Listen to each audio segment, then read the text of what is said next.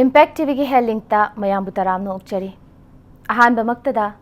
ngasi Christmas kumhaina lakpada Impact TV ki team gi maikaidegi pumnamakki mafamda yaifa paujal pizari. Ngasi gi headlink ki akoina laukhatchariba topic ase childhood blood cancer gi matangdani. Hiramase gi matangda aikoi gi studio da lengsinduna laibiriba expert ase Dr. Ngangbam Sonamani, MD Pediatries, consultant Mothers Care Children Hospital and Research Center ni. Dr. Bukoi ki studio da taramna ukchari. Ahan ba magtada akoina doctor da lakchaningi ba wahang se akoina ngasi laukhatchariba topic childhood blood cancer. Aduda blood cancer habisi karino masi genetics natraga hereditary oibra habidu khangjaningi. Akoina blood cancer karino habi explain tong na bagi magta madugi mangzoi na karing makaridang makokti haujarke akoina blood si sida magi makal part component haibetare makal ahum thona khaidok haibi angang blood cell akoina red blood cells haibama white blood cells adegi atopa part amana akoina platelets haina makal om jo khaidoi ado makoi se khoi gi mioi ba magi bone marrow haidana bone sarugi manung di yawa part ama degi putore adu normally makoi singsi part singse putho kanda saru manung sidegi bone marrow degi thoglaga mapan gi blood vessels da thoglaga magi tawgada function sing tawramo matungda mana sigeda matam khara lei adu matunga matona sija ki do kari kum kanda puthogleiba blood cell singse makoi gi part particular part amana kari go maram ama degi cell si either mana atai atopa cells gi yengna bada hen multiply to ngama ba haibadi hen macha pokto ngama ba natraga ngasai mana si ge do ba matam do si hauda dana haidi immortal ho ba haibadi siu yatra ba adur ka di atopa cells sing duga yengna bada mangonda hojiki cell khara sida survival advantage khara lehorani adu sugumba kui tung koina lehoba cells sing sina ngasai bone marrow manung dani khangde blood vessels dani khangde adegi atopa organs sing akoi liver oi bi spleen oi bi natraga even brain da woda changa kanda mona puthorpa symptoms sing dubu akoina masibu ne koina punna blood cancer haina kodoi aduga anisu wafam blood cancer si genetic oibra natraga hereditary oibra haibadu matanga blood cancer si koin hereditary oiba haibadi mama pa degi masa sing da thangdarpa haibadu ni adumapu blood cancer sing jai koina yamna asam malonda hairagadi hereditary oibadi nati haibadi mama mapa degi masa sing da longna banati tawbudu atopa genetics yaw involved tawbra haibe matangda blood cancer sing je makai saigi siu yadraba natraga hen mapan kanba cell sing du makai manungda genetically magi mutation to ba haidana cell sing je masa matomda change khara lapadegi mangonda dumba sakti mayama pairapani aduna aina hajaning se maje hereditary oiba makti nate tawbudu genetic cause haibadi genetically karigumba mangonda ahomba khara change to ama lakhibadegi blood cancer je tholapani ana thamjani koina hitang thengna jakhiba adugumba da yawbada imung manungi ahannama magi grandfather grandmother natraga magi father mother mama pa da swai nagi base akoigi charon surat machamak natraga smagi masumak te hek narakpagumba sigumba akoigi concept ama sum nar e haibagi concept ama sum leina base masidaina thamjani wafam amana haibadi blood cancer singi oina hoi karigumba aikoina charol suron ahal lamandegi masa masu sing da blood cancer launari haiba natabida akoina particular symptoms sing natraga laiwong khara makadi lei haibadi hojiki laiwong si ahal lamanda naragadi magi masa masu sing da koi inherit torpa haibadi yai aduga hojiki inherit toriba laina laiwong sing gi manungoina blood cancer si part amoi ba adu manga akoina ain haijariba syndrome khara lei syndrome khara si matungina blood cancer si hoi hena ma blood cancer na bagi hena risk amadi masa masu ne kitang hena lebi ai aduma pu blood cancer masa mama pa di horaga natra charon suron degi horaga masa singa na gani haibadi ai charol siron ai han sing ai charol suron mathak sing naraga aingona nar bagi chance natraga ai manaraga ai isa singa narkani haibagi yamna chawber risk makti kesu leita hereditary oigani haibadi leite ꯑꯗꯣ doctor ꯑꯩꯈꯣꯏꯅ ꯃꯈꯥ ꯇꯥꯅ ꯂꯥꯛꯆꯅꯤꯡꯕ ꯋꯥꯡꯁꯦ ꯁꯤꯒꯤ blood cancer childhood blood ꯀꯦꯟꯁꯔꯒꯤ ꯃꯇꯥꯡꯁꯤꯗ ꯑꯩꯈꯣꯏꯒꯤ world ꯋꯥꯏꯗ ꯑꯣꯏꯅ ꯑꯗꯨꯒ ꯑꯩꯈꯣꯏꯅ ꯄꯤꯛꯁꯜꯂꯛꯄ ꯀꯥꯟꯗ ꯑꯩꯈꯣꯏꯒꯤ ꯃꯅꯤꯄꯨꯔꯒꯤ ꯑꯣꯏꯅ ꯃꯥꯒꯤ ꯑꯦꯅꯨꯋꯦꯜ ꯏꯟꯁꯤꯗꯦꯟꯁꯁꯦ ꯆꯥꯡ ꯑꯃ ꯀꯔꯥꯏꯋꯥꯏꯗ ꯂꯩꯔꯤꯕꯒꯦ ꯍꯥꯏꯕꯒꯤ ꯃꯐꯝ ꯑꯃꯁꯦ ꯀꯔꯥꯏꯋꯥꯏꯗ ꯂꯩꯔꯤꯕꯒꯦ ꯍꯥꯏꯕꯗꯣ ꯑꯩꯈꯣꯏ ꯈꯪꯖꯅꯤꯡꯉꯤ ꯑꯩꯈꯣꯏꯅ ꯋꯥꯔꯜ ꯋꯥꯏꯗ ꯑꯣꯏꯅ ꯄ꯭ꯔꯤꯊꯤꯕꯤꯁꯤ ꯌꯦꯡꯉꯨꯔꯒꯗꯤ ꯗꯥꯇꯥ ꯑꯌꯥꯝꯕꯅ ꯋꯦꯁ ꯔꯣꯝꯒꯤ ꯗꯥꯇꯥ ꯑꯣꯏꯅ ꯌꯦꯡꯕ ꯇꯥꯔꯦ ꯑꯩꯈꯣꯏꯅ ꯑꯗꯣ ꯋꯦꯁꯀꯤ ꯗꯥꯇꯥꯁꯤꯗ ꯑꯩꯈꯣꯏꯅ ꯌꯦꯡꯕꯗ ꯍꯥꯏꯕꯗꯤ ꯆꯍꯤ ꯑꯃꯗ 1 ꯃꯤꯂꯤꯌꯟ ꯍꯥꯏꯕꯗꯤ ꯄꯣꯄꯨꯂꯦꯁꯟ ꯃꯤ ꯂꯥꯛ 10 ꯂꯩꯕ ꯈꯨꯗꯤꯡꯒꯤ ꯑꯉꯥꯡ 3ꯗꯒꯤꯅ 5 ꯐꯥꯎꯕ ꯕ꯭ꯂꯗ ꯀꯦꯟꯁꯔꯁꯤ ꯈꯤꯇꯪ ꯍꯦꯟꯇꯛ 3ꯗꯒꯤꯅ 6 ꯃꯨꯛ ꯍꯥꯏꯕ ꯇꯥꯔꯦ ꯅꯥꯒꯜꯂꯦ ꯑꯗꯣ ꯃꯁꯤꯒꯨꯝꯕ ꯔꯦꯖꯤꯁꯇ꯭ꯔꯤꯁꯤ ꯏꯟꯗꯤꯌꯟ ꯔꯦꯖꯤꯁꯇ꯭ꯔꯤꯒꯤꯁꯨ ꯑꯩꯈꯣꯏꯅ ꯄꯨꯔꯥ ꯆꯞ ꯆꯥꯕ ꯏꯟꯁꯤꯗꯦꯟꯁꯤ ꯑꯩꯈꯣꯏꯅ ꯈꯤꯇꯪ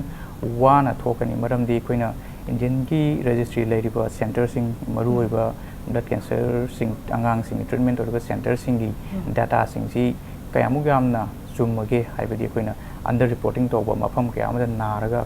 ꯃꯈꯣꯏꯗ ꯔꯤꯄꯣꯔꯠ ꯇꯧꯕ ꯉꯝꯗꯕ ꯃꯌꯥꯝꯁꯨ ꯌꯥꯎꯏ ꯑꯗꯨꯒ ꯁꯦꯟꯇꯔ ꯈꯔꯗ ꯌꯥꯝꯅ ꯌꯥꯝꯅ ꯊꯣꯛꯂꯛꯏꯗꯨ ꯍꯥꯏꯗꯤ ꯃꯈꯣꯏꯗꯤ ꯇꯔꯁꯤꯁ ꯀꯦꯌꯔ ꯁꯦꯟꯇꯔ ꯑꯣꯏꯕꯅꯤꯅ ꯔꯤꯐꯔꯦꯜ ꯃꯌꯥꯝ ꯂꯥꯛꯄꯅꯤꯅ ꯃꯈꯣꯏꯒꯤ ꯏꯟꯁꯤꯗꯦꯟꯁ ꯔꯦꯠꯇꯨꯅ ꯈꯤꯇꯪ ꯕꯥꯏꯁ ꯑꯣꯏꯔꯝꯒꯅꯤꯅ ꯈꯜꯂꯤ ꯇꯧꯕꯇꯕꯨ ꯑꯩꯈꯣꯏꯅ ꯄꯨꯟꯅ ꯋꯥꯔꯜ ꯋꯥꯏꯗ ꯏꯟꯁꯤꯗꯦꯟꯁꯁꯤ ꯌꯦꯡꯉꯨꯔꯒ ꯑꯩꯈꯣꯏ ꯃꯅꯤꯄꯨꯔꯒꯤ ꯑꯣꯏꯅ ꯂꯥꯛꯆꯔꯕꯗ ꯃꯅꯤꯄꯨꯔ ꯄꯣꯄꯨꯂꯦꯁꯟꯁꯦ ꯑꯩꯈꯣꯏ ꯍꯧꯖꯤꯛ ꯁꯝ 35-40 lakhs ꯍꯥꯏꯅ ꯂꯧꯔꯒꯗꯤ ꯉꯁꯥꯏ ꯂꯥꯛ 10ꯗ ꯃꯤ 5ꯗꯒꯤꯅ 6 ꯐꯥꯎ ꯅꯥꯕꯅꯤꯅ ꯑꯩꯈꯣꯏ ꯆꯥꯡꯆꯠ ꯑꯃꯗ ꯑꯩꯈꯣꯏꯅ ꯃꯤ 35ꯗꯒꯤꯅ 10 ꯑꯉꯥꯡ 35ꯗꯒꯤꯅ 10 ꯐꯥꯎꯕꯗꯤ ꯆꯍꯤ ꯈꯨꯗꯤꯡꯒꯤ ꯑꯣꯏꯅ ꯕ꯭ꯂꯗ ꯀꯦꯟꯁꯔꯁꯤ ꯅꯥꯔꯝꯒꯅꯤ ꯑꯩꯅ ꯈꯟꯖꯩ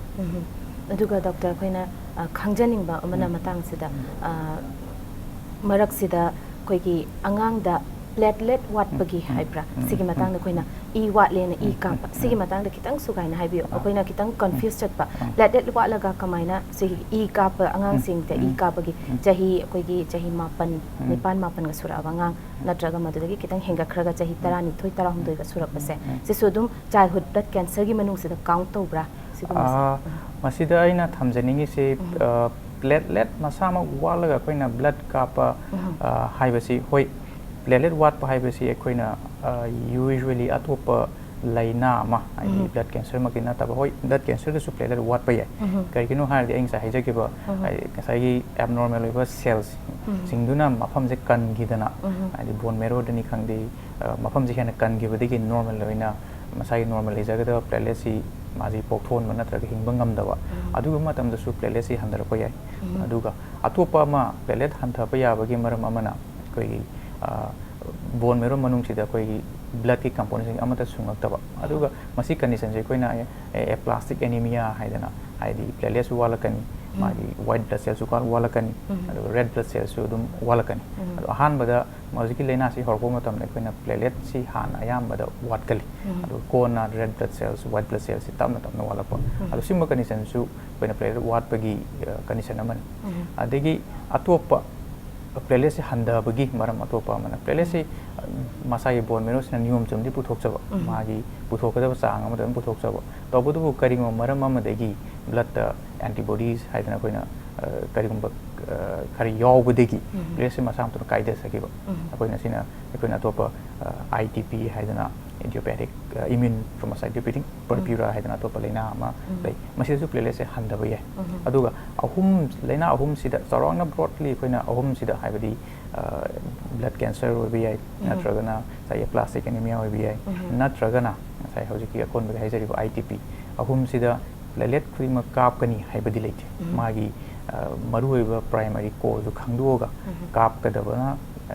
haibadi koi ꯀꯩꯅꯣꯒꯨꯝꯕ ꯕ꯭ꯂꯗ ꯀꯦꯟꯁꯔꯒꯨꯝꯕ ꯅꯠꯇ꯭ꯔꯒꯅ ꯄ꯭ꯂꯥꯁꯇꯤꯛ ꯅꯝꯕꯔꯗꯤ ꯀꯥꯞꯄ ꯗꯔꯀꯥꯔ ꯇꯥꯒꯅꯤ ꯇꯧꯕꯇꯕꯨ ITPꯗꯗꯤ ꯄ꯭ꯂꯦꯠ ꯀꯥꯞꯄꯒꯤ ꯗꯔꯀꯥꯔ ꯇꯥꯕ ꯃꯈꯥ ꯇꯥꯔꯛꯄꯗ ꯑꯩꯈꯣꯏꯅ ꯈꯪꯖꯅꯤꯡꯕꯁꯦ ꯑꯩꯈꯣꯏꯒꯤ ꯕ꯭ꯂꯗ ꯀꯦꯟꯁꯔꯒꯤ ꯃꯥꯒꯤ ꯀꯣꯁꯁꯦ ꯂꯩꯕ꯭ꯔꯥ ꯂꯩꯔꯒꯗꯤ ꯀꯔꯤꯅꯣ ꯍꯥꯏꯕꯗꯨꯁꯨ ꯇꯥꯛꯄꯤꯔꯝꯃꯨ ꯕ꯭ꯂꯗ ꯀꯦꯟꯁꯔꯒꯤ ꯀꯣꯁ ꯍꯥꯏꯕꯁꯤ ꯌꯥꯝꯅ ꯍꯥꯏꯗꯤ ꯃꯔꯤꯛ ꯆꯨꯝꯅ ꯇꯥꯛꯅꯕ ꯍꯣꯠꯅꯕꯗ ꯈꯤꯇꯪ ꯀꯩꯅꯣ ꯑꯣꯏꯅ ꯀꯣꯏꯊꯣꯛꯅ ꯈꯤꯇꯪ ꯀꯩꯅꯣ ꯇꯧꯕ ꯑꯃ ꯑꯩꯅ ꯈꯤꯇꯪ ꯀꯣꯏꯊꯣꯛꯅ ꯍꯥꯏꯖꯒꯦ ꯄꯥꯔꯇꯤꯀꯨꯂꯔꯂꯤ ꯕ꯭ꯂꯗ ꯀꯦꯟꯁꯔꯁꯤ ꯀꯔꯤꯅ ꯅꯥꯍꯜꯂꯤꯕꯅꯣ ꯍꯥꯏꯕꯗꯨꯗꯤ ꯀꯅꯥꯃꯠꯇ ꯍꯥꯏꯕ ꯉꯝꯗꯦ ꯇꯧꯕꯇꯕꯨ ꯕ꯭ꯂꯗ ꯀꯦꯟꯁꯔ ꯅꯥꯔꯕ ꯍꯥꯏꯕꯗꯤ ꯉꯁꯥꯏꯒꯤ ꯀꯦꯟꯁꯔ ꯁꯦꯜꯁ ꯍꯥꯏꯕ ꯇꯥꯔꯦ ꯕ꯭ꯂꯗꯇ ꯀꯦꯟꯁꯔ ꯑꯣꯏꯔꯕ ꯁꯦꯜꯁꯤꯡꯁꯦ ꯃꯈꯣꯏꯁꯤꯒꯤ ꯃꯅꯨꯡꯗ ꯑꯩꯈꯣꯏꯅ ꯌꯥꯝ ꯃꯅꯨꯡ ꯊꯤꯅ genetic ꯅꯠꯇ꯭ꯔꯒ molecular studies ꯇꯧꯕ ꯃꯇꯝꯗ ꯃꯈꯣꯏꯗ mutation ꯃꯌꯥꯝ ꯑꯃ ꯍꯥꯏꯗꯤ mutation ꯃꯌꯥꯝ ꯑꯃ ꯊꯣꯛꯄ ꯊꯦꯡꯅꯩ ꯑꯩꯈꯣꯏꯅ ꯑꯗꯨꯅ ꯑꯩꯈꯣꯏꯅ ꯍꯧꯖꯤꯛ ꯐꯥꯎꯕꯗ presume ꯇꯧꯔꯤꯕ ꯋꯥꯈꯜꯗꯤ ꯑꯩꯈꯣꯏꯅ ꯈꯜꯂꯤꯁꯤ ꯀꯃꯥꯏꯅ ꯊꯣꯔꯛꯄ ꯌꯥꯕꯒꯦ ꯍꯥꯏꯕꯗꯤ blood cancer ꯍꯧꯗ꯭ꯔꯤꯕ ꯁꯦꯜꯁꯤꯡꯁꯤꯗ cancer ꯑꯣꯏꯗ꯭ꯔꯤꯕ ꯁꯦꯜꯁꯤꯡꯁꯤꯗ ꯉꯁꯥꯏꯒꯤ genetic factor gene ꯃꯌꯥꯝꯁꯤꯗ ꯀꯔꯤꯒꯨꯝꯕ ꯈꯔ mutation ꯅꯠꯇ꯭ꯔꯒ ꯀꯔꯤꯒꯨꯝꯕ change ꯈꯔ ꯂꯥꯛꯄꯗꯒꯤ ꯃꯥꯅ ꯍꯧꯖꯤꯛꯀꯤ change ꯂꯥꯛꯄꯁꯤꯅ ꯃꯔꯝ ꯑꯣꯏꯗꯅ drive ꯇꯧꯔꯒ blood ꯁꯤꯡꯁꯦ normal ꯑꯣꯏꯔꯛꯇꯕ ꯉꯁꯥꯏ ꯁꯦꯜꯁꯤꯡꯁꯦ normal ꯑꯣꯏꯔꯛꯇꯕꯗꯒꯤ cancer cells ꯑꯣꯏꯔꯛꯄ ꯑꯃ ꯑꯗꯒꯤ ꯑꯇꯣꯞꯄ ꯁꯤ ꯅꯠꯇꯕ ꯃꯅꯨꯡꯒꯤ ꯃꯁꯥꯒꯤ intrinsic ꯑꯣꯏꯕꯁꯤ ꯅꯠꯇꯕ ꯑꯇꯣꯞꯄ ꯃꯄꯥꯟꯒꯤ factor ꯈꯔ blood cancer ꯅꯥꯍꯟꯕ ꯌꯥꯕ factor ꯈꯔ ꯀꯔꯤ ꯀꯔꯤꯅ ꯑꯣꯏꯍꯟꯕ ꯌꯥꯒꯦ ꯍꯥꯏꯗꯤ ꯑꯩꯈꯣꯏꯅ radiation ꯍꯥꯏꯕ ꯇꯥꯔꯦ ꯑꯩꯈꯣꯏꯅ ꯔꯁꯤꯌꯥꯗ ꯁꯔꯅꯣꯕꯤꯜꯗ ꯅ꯭ꯌꯨꯀ꯭ꯂꯤꯌꯔ ꯂꯤꯛ ꯑꯣꯏꯗꯅ ꯔꯦꯗꯤꯌꯦꯁꯟ ꯃꯌꯥꯝ ꯊꯣꯛꯈꯤꯕ ꯑꯗꯒꯤ ꯑꯇꯣꯞꯄ ꯑꯃꯅ ꯀꯅꯥꯒꯨꯝꯕ ꯑꯉꯥꯡ ꯑꯃ ꯆꯍꯤ ꯈꯔꯒꯤ ꯃꯃꯥꯡꯗ ꯀꯤꯃꯣꯊꯦꯔꯥꯄꯤ ꯐꯪꯉꯨꯔꯕ ꯀꯤꯃꯣꯊꯦꯔꯥꯄꯤꯁꯦ ꯂꯣꯏꯅꯃꯛꯇꯤ ꯅꯠꯇꯦ ꯀꯔꯤꯒꯨꯝꯕ ꯀꯤꯃꯣꯊꯦꯔꯥꯄꯤ ꯃꯈꯜ ꯈꯔ ꯐꯪꯉꯨꯔꯕ ꯑꯗꯨ ꯃꯈꯣꯏꯒꯨꯝꯕ ꯑꯉꯥꯡꯁꯤꯡꯁꯨ ꯑꯩꯈꯣꯏꯅ ꯕ꯭ꯂꯗ ꯀꯦꯟꯁꯔ ꯅꯥꯔꯛꯄꯒꯤ ꯑꯗꯨꯝ ꯔꯤꯁꯛ ꯂꯩ ꯍꯥꯏꯕꯗꯤ ꯃꯈꯣꯏꯁꯨ ꯕ꯭ꯂꯗ ꯀꯦꯟꯁꯔ ꯅꯥꯍꯜꯂꯦ ꯍꯥꯏꯅ ꯑꯩꯈꯣꯏꯅ ꯂꯧꯕ ꯌꯥꯏ ꯑꯗꯒꯤ ꯑꯇꯣꯞꯄ ꯑꯃꯅ ꯑꯩꯈꯣꯏꯅ ꯑꯩ ꯉꯁꯥꯏ ꯑꯍꯥꯟꯕꯁꯨ ꯄꯟꯖꯈꯤꯕ hereditary condition ꯈꯔ factor condition ꯈꯤꯇꯪ ꯂꯩ ꯑꯩꯈꯣꯏꯅ ꯏꯆꯝ ꯆꯝꯅ ꯀꯩꯅꯣꯒ ꯍꯥꯏꯔꯤꯕ trisomy 21 ꯍꯥꯏꯕꯗꯤ down syndrome ꯍꯥꯏꯅ ꯃꯌꯥꯝꯅ ꯄꯟꯅꯔꯤꯕꯁꯤꯁꯨ down syndrome ꯅꯥꯕ ꯑꯉꯥꯡ ꯑꯃꯁꯤ ꯑꯩꯈꯣꯏꯅ ꯃꯉꯣꯟꯗ blood cancer ꯅꯥꯔꯛꯄꯒꯤ ꯔꯤꯁꯛꯀꯤ ꯍꯥꯏꯗꯤ ꯆꯨꯝꯅꯒꯤ general population ꯍꯥꯏꯕꯗꯤ ꯆꯨꯝꯅꯒꯤ ꯑꯉꯥꯡ ꯑꯃꯗꯤ ꯌꯥꯝꯅ ꯍꯦꯜꯂꯤ ꯑꯗꯒꯤ ꯑꯇꯣꯞꯄ ꯂꯤ-ꯐ꯭ꯔꯣꯃꯦꯅꯤ syndrome ꯍꯥꯏꯅ ꯑꯃꯁꯨ ꯂꯩ ꯃꯈꯣꯏꯒꯨꯝꯕ ꯁꯨꯃꯥꯏꯅ symptom hereditary ꯑꯣꯏꯕ symptom ꯈꯔ ꯂꯩ ꯃꯈꯣꯏꯁꯤꯡꯅꯁꯨ blood cancer ꯅꯥꯕꯒꯤ ꯆꯥꯡꯁꯦ ꯑꯉꯥꯡꯁꯤꯡꯗ ꯈꯔ ꯍꯦꯟꯅꯃꯛ ꯂꯩ ꯑꯗꯨꯒ ꯃꯈꯥꯗ ꯑꯩꯈꯣꯏꯅ ꯈꯪꯖꯅꯤꯡꯕꯁꯦ ꯕ꯭ꯂꯗ ꯀꯦꯟꯁꯔꯒꯤ ꯃꯥꯒꯤ ꯃꯈꯜꯁꯦ ꯂꯩꯕ꯭ꯔꯥ ꯂꯩꯔꯒꯗꯤ ꯑꯩꯈꯣꯏꯒꯤ ꯃꯥꯒꯤ ꯁ꯭ꯇꯦꯖꯤꯡ ꯂꯩ ꯇꯥꯔꯒꯗꯤ ꯑꯇꯣꯞꯄ ꯀꯦꯟꯁꯔ ꯑꯩꯈꯣꯏꯒꯤ ꯑꯇꯣꯞꯄ ꯍꯛꯆꯥꯡ ꯑꯇꯣꯞꯄ ꯀꯌꯥꯠꯁꯤꯡꯒꯤ ꯀꯦꯟꯁꯔꯒ ꯃꯥꯟꯅꯅ ꯆꯥꯏꯜꯍꯨꯗ ꯕ꯭ꯂꯗ ꯀꯦꯟꯁꯔꯒꯤꯁꯨ ꯃꯥꯒꯤ ꯁ꯭ꯇꯦꯖꯁꯦ ꯂꯩꯔꯒꯗꯤ ꯀꯔꯤ ꯁ꯭ꯇꯦꯖꯅꯣ ꯍꯥꯏꯕꯗꯣ ꯑꯍꯥꯟꯕꯗ ꯃꯥꯒꯤ ꯃꯈꯜ ꯀꯌꯥ ꯂꯩꯕꯒꯦ ꯍꯥꯏꯕꯁꯤꯗꯤ ꯑꯩꯈꯣꯏꯅ ꯆꯥꯎꯔꯥꯛꯅ ꯑꯩꯈꯣꯏꯅ ꯈꯥꯏꯗꯣꯛꯄ ꯌꯥꯔꯤꯁꯤ acute ꯍꯥꯏꯕ ꯑꯃꯒ chronic ꯍꯥꯏꯕ ꯑꯃꯒ ꯑꯗꯨꯗ acute-ꯁꯤꯗꯁꯨ ꯑꯩꯈꯣꯏꯅ ꯃꯥꯒꯤ ꯉꯁꯥꯏꯒꯤ involve ꯑꯣꯏꯔꯤꯕ ꯁꯦꯜ ꯍꯥꯏꯕꯗꯤ ꯀꯔꯝꯕ ꯃꯈꯜꯒꯤ ꯁꯦꯜꯁꯤꯅ cancerous ꯑꯣꯏꯔꯛꯏꯕꯅꯣ ꯍꯥꯏꯕꯁꯤꯒꯤ ꯃꯇꯨꯡ ꯏꯟꯅ ꯑꯩꯈꯣꯏꯅ ꯆꯥꯎꯔꯥꯛꯅ ꯌꯥꯝꯅ ꯆꯥꯎꯔꯥꯛꯅ ꯃꯈꯜ ꯑꯅꯤ ꯊꯣꯛꯅ ꯑꯩꯈꯣꯏꯅ ꯈꯥꯏꯗꯣꯛꯄ ꯌꯥꯏ ꯑꯍꯥꯟꯕꯗ ꯑꯩꯈꯣꯏꯒꯤ acute lymphoblastic leukemia ꯍꯥꯏꯗꯅ ꯍꯥꯏꯕꯗꯤ ꯉꯁꯥꯏ cancerous ꯑꯣꯏꯔꯛꯏꯕ ꯁꯦꯜꯁꯤꯡꯁꯦ ꯑꯩꯈꯣꯏꯅ lymphoblast ꯍꯥꯏꯔꯤꯕ bloodꯀꯤ white blood cell-ꯒꯤ part ꯑꯃꯅꯤ ꯃꯥꯁꯨ ꯑꯗꯣ ꯃꯥꯁꯤꯡꯁꯤꯅ ꯀꯩꯅꯣ ꯑꯣꯏꯔꯛꯄ cancer ꯑꯣꯏꯔꯛꯄ ꯑꯗꯒꯤ ꯑꯇꯣꯞꯄ ꯑꯃꯅ acute myelogenous leukemia ꯍꯥꯏꯗꯅ ꯍꯥꯏꯕꯗꯤ myeloid series ꯍꯥꯏꯅ ꯑꯩꯈꯣꯏꯒꯤ WBC-ꯒꯤ part ꯑꯃꯅꯤ ꯑꯗꯨ ꯃꯈꯣꯏꯁꯤꯡꯁꯤꯅ cancerous ꯑꯣꯏꯔꯛꯄ ꯁꯤꯅ ꯑꯩꯈꯣꯏ acute ꯍꯥꯏꯕ ꯇꯥꯔꯦ acute ꯂꯣꯝꯗ ꯑꯗꯣ chronic ꯑꯣꯏꯕ blood cancer-ꯁꯤꯡꯁꯤ ꯑꯉꯥꯡꯗ ꯃꯈꯜ ꯌꯥꯝꯅ ꯈꯔꯕꯨꯗꯤ ꯇꯥꯡꯅ ꯊꯣꯛꯏ acute-ꯀ ꯌꯦꯡꯅꯕꯗ ꯑꯩꯈꯣꯏꯅ ꯑꯗꯨꯝ CML chronic myeloid leukemia ꯍꯥꯏꯅꯁꯨ ꯂꯩ ꯑꯗꯒꯤ ꯁꯤ ꯅꯠꯇꯕ ꯑꯇꯣꯞꯄ chronic ꯑꯣꯏꯕ ꯈꯔ ꯇꯥꯡꯕ ꯌꯥꯝꯅ rare ꯑꯣꯏꯕ ꯑꯉꯥꯡꯗ ꯇꯥꯡꯕ blood cancer-ꯁꯤꯡ ꯃꯈꯜ ꯈꯔ ꯃꯈꯩ ꯂꯩꯔꯤ ꯑꯗꯨꯃꯛꯄꯨ ꯃꯌꯥꯝꯗ ꯑꯩꯅ ꯊꯝꯖꯅꯤꯡꯉꯤꯕꯁꯤ ꯃꯔꯨꯑꯣꯏꯅ acute-ꯇꯗꯤ acute myeloid leukemia ꯍꯥꯏꯕꯁꯤꯒ acute lymphoblastic leukemia ꯍꯥꯏꯕꯁꯤꯅ ꯌꯥꯝꯅ ꯆꯥꯎꯅ ꯀꯜꯂꯤ ꯑꯗꯒꯤ ꯑꯅꯤꯁꯨꯕꯗ ꯑꯩꯈꯣꯏ blood cancer-ꯁꯤ staging ꯂꯩꯕ꯭ꯔꯥ ꯑꯇꯣꯞꯄ lung cancer-ꯒꯨꯝꯕ colon cancer-ꯒꯨꯝꯕ ꯁꯨꯃꯥꯏꯅ stage 1, 2, 3, 4 ꯍꯥꯏꯅ ꯈꯥꯏꯗꯣꯛꯏ ꯁꯨꯃꯥꯏꯅ staging ꯂꯩꯕ꯭ꯔꯥ ꯍꯥꯏꯅ ꯁꯤ ꯃꯇꯥꯡꯁꯤꯗ ꯑꯩꯈꯣꯏꯅ stage 1, 2, 3, 4 ꯍꯥꯏꯅ ꯂꯩꯇ꯭ꯔꯒꯁꯨ ꯁꯨꯃꯥꯏꯅ blood cancer ꯑꯃ ꯅꯥꯔꯒꯗꯤ ꯑꯉꯥꯡ ꯅꯥꯔꯒꯗꯤ ꯃꯥꯁꯦ ꯑꯩꯈꯣꯏꯅ stage ꯑꯣꯏꯅꯗꯤ ꯈꯥꯏꯗꯣꯛꯇꯦ ꯇꯧꯕꯇꯕꯨ ꯑꯩꯈꯣꯏꯅ risk stratification ꯍꯥꯏꯗꯅ ꯇꯧꯋꯦ ꯍꯥꯏꯕꯗꯤ ꯈꯔ ꯅꯦꯝꯕ risk low risk ꯍꯥꯏꯕ ꯇꯥꯔꯦ ꯑꯗꯒꯤ ꯌꯥꯝ ꯋꯥꯡꯕ risk high risk ꯑꯗꯨꯒ ꯑꯍꯨꯝꯁꯨꯕꯗꯅ ꯑꯩꯈꯣꯏ ꯃꯌꯥꯏ ꯑꯣꯏꯕ ꯍꯥꯏꯇꯥꯔꯦ low risk-ꯒ high risk-ꯁꯤꯒ ꯃꯔꯛꯇ ꯂꯩꯕ intermediate risk ꯍꯥꯏꯅ ꯁꯨꯃꯥꯏꯅ ꯑꯩꯈꯣꯏꯅ ꯈꯥꯏꯗꯣꯛꯏꯁꯤ ꯀꯩꯗꯧꯕꯩ ꯈꯥꯏꯗꯣꯛꯏꯅꯣ ꯍꯥꯏꯕ ꯇꯥꯔꯒꯗꯤ ꯑꯍꯥꯟꯕ low risk ꯀꯥꯡꯕꯨꯁꯤꯡꯅ treatment ꯇꯧꯕꯗ ꯂꯥꯏꯕ ꯍꯥꯏꯗꯤ ꯑꯩꯈꯣꯏꯅ ꯍꯤꯗꯥꯛ ꯄꯤꯕꯗ ꯌꯥꯝ ꯊꯨꯅ respond ꯇꯧꯕ ꯑꯗꯒꯤ ꯑꯅꯤꯁꯨꯕꯗꯅ ꯑꯩꯈꯣꯏꯅ treatment ꯇꯧꯕ ꯂꯣꯏꯔꯦ ꯑꯉꯥꯡꯁꯤ ꯐꯔꯦꯅ ꯑꯩꯈꯣꯏꯅ ꯂꯧꯔꯦ ꯑꯗꯨ ꯍꯌꯦꯡ ꯇꯨꯡ ꯀꯣꯏꯅ ꯆꯍꯤ ꯈꯔꯒꯤ ꯃꯇꯨꯡ ꯅꯠꯇ꯭ꯔꯒ ꯊꯥ ꯈꯔꯒꯤ ꯃꯇꯨꯡꯗ ꯍꯌꯦꯡ ꯀꯣꯟꯅ ꯑꯃꯨꯛ ꯂꯩꯅꯥꯁꯦ ꯑꯃꯨꯛ ꯍꯜꯂꯛꯄ ꯌꯥꯕ꯭ꯔꯥ ꯍꯥꯏꯕꯒꯤ ꯁꯤꯒꯨꯝꯕ ꯄꯣꯠꯁꯤꯡꯁꯦ ꯂꯧꯔꯒ ꯑꯩꯈꯣꯏꯅ low risk ꯑꯗꯒꯤ intermediate risk high risk ꯑꯅ ꯑꯩꯈꯣꯏꯅ ꯈꯥꯏꯗꯣꯛꯆꯕꯅꯤ ꯑꯗꯣ high risk ꯍꯥꯏꯔꯤꯕꯁꯤꯗꯗꯤ ꯑꯩꯈꯣꯏ treatment ꯇꯧꯕꯁꯨ ꯌꯥꯝ ꯂꯨꯔꯅꯤ treatment ꯇꯧꯕꯗ ꯍꯤꯗꯥꯛꯅꯁꯨ ꯄꯤꯕ ꯃꯇꯝꯗ response ꯌꯥꯝꯅ ꯂꯥꯛꯀꯟꯗꯦ ꯑꯗꯨꯒ ꯍꯌꯦꯡ ꯀꯣꯟꯅ ꯀꯔꯤꯒꯨꯝꯕꯗ treatment-ꯁꯤ ꯐꯗꯅ ꯑꯉꯥꯡꯁꯤ ꯐꯗꯅ ꯔꯦꯁꯄꯣꯟ ꯇꯧꯗꯅ ꯂꯩꯈ꯭ꯔꯕꯁꯨ ꯆꯍꯤ ꯈꯔꯒꯤ ꯃꯇꯨꯡꯗꯅꯤ ꯈꯪꯗꯦ ꯃꯇꯝ ꯈꯔꯒꯤ ꯃꯇꯨꯡꯗ ꯉꯁꯥꯏꯒꯤ ꯆꯞ ꯃꯥꯟꯅꯕ ꯂꯥꯏꯅꯥꯁꯦ ꯍꯧꯖꯤꯛ ꯑꯉꯥꯡꯁꯦ ꯑꯗꯨꯝ ꯍꯜꯂꯛꯄꯁꯨ ꯌꯥꯏ ꯑꯗꯣ ꯃꯈꯣꯏ ꯁꯨꯃꯥꯏꯅ ꯇꯧꯗꯅ ꯑꯩꯈꯣꯏꯅ ꯇ꯭ꯔꯤꯠꯃꯦꯟ ꯇꯧꯕꯗ ꯑꯩꯈꯣꯏꯅ ꯂꯥꯏꯊꯣꯛꯍꯟꯅꯕꯒꯤꯗꯃꯛꯇ ꯑꯩꯈꯣꯏꯅ ꯃꯈꯣꯏꯁꯤ ꯂꯣ ꯏꯟꯇꯔꯃꯤꯗꯤꯌꯦꯠ ꯑꯗꯨꯒ ꯍꯥꯏ ꯔꯤꯁꯛ ꯀꯥꯏꯅꯁꯨ ꯑꯗꯨ ꯀꯔꯤꯒꯨꯝꯕ ꯀꯩꯅꯣ ꯃꯈꯜ ꯈꯔꯗꯅ ꯑꯩꯈꯣꯏꯅ ꯚꯦꯔꯤ ꯍꯥꯏ ꯔꯤꯁꯛ ꯀꯥꯏꯅ ꯑꯇꯣꯞꯄꯁꯨ ꯌꯥꯎꯔꯤ ꯑꯗꯨꯅ ꯑꯩꯈꯣꯏꯅ ꯁ꯭ꯇꯦꯖꯃꯛ ꯂꯩꯇ꯭ꯔꯒꯁꯨ ꯑꯩꯈꯣꯏꯅ ꯁꯨꯃꯥꯏꯅ ꯔꯤꯁꯛ ꯀꯦꯇꯦꯒꯣꯔꯤ ꯑꯣꯏꯅ ꯑꯩꯈꯣꯏꯅ ꯈꯥꯏꯗꯣꯛꯏ ꯌꯥꯝ ꯅꯨꯡꯉꯥꯏꯖꯩ ꯗꯣꯛꯇꯔ ꯈꯪꯖꯅꯤꯡꯕ ꯋꯥꯍꯪ ꯀꯌꯥ ꯑꯃ ꯂꯩꯔꯤ ꯃꯇꯥꯡ ꯑꯁꯤꯒꯤ ꯑꯣꯏꯅꯗꯤ ꯀꯃꯔꯁꯤꯌꯦꯜ ꯕ꯭ꯔꯦꯛ ꯑꯃ ꯂꯧꯖꯒꯦ ꯏꯝꯄꯦꯛ ꯇꯤꯚꯤ ꯍꯦꯜꯊ ꯂꯤꯡꯛꯄꯨ ꯃꯤꯠꯌꯦꯡ ꯇꯥꯗꯨꯅ ꯂꯩꯕꯤꯌꯨ